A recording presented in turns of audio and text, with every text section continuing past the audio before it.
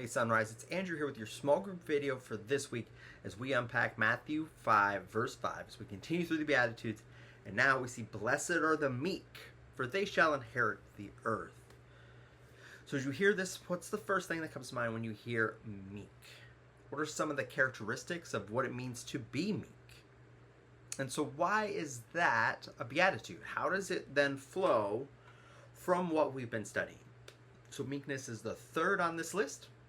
How does it relate to being poor in spirit and mourning?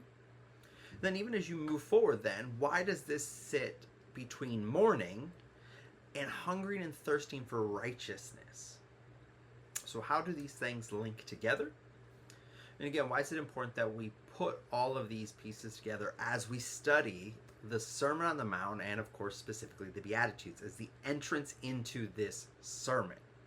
Why is it important that we see all these things connected? And so as you think about meekness, what are some of the other characteristics in scriptures that you see connected to meekness in scripture as a positive? What are some of the things that come to mind as you think about how this works itself out? And then with that, why is it also so counter to our natural state of being?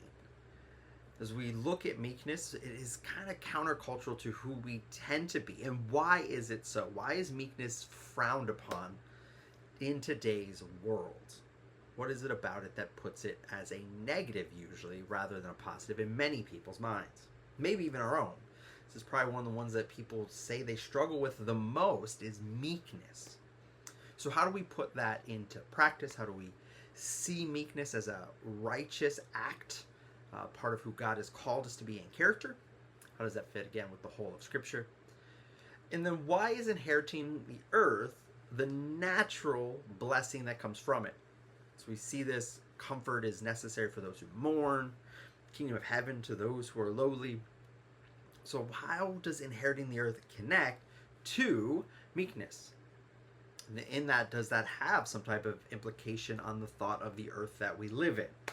So you can kind of think through, work through some of those things. And then, of course, how do we put these things into practice day by day?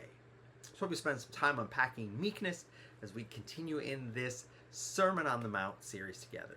Can't wait to worship with you guys on Sunday.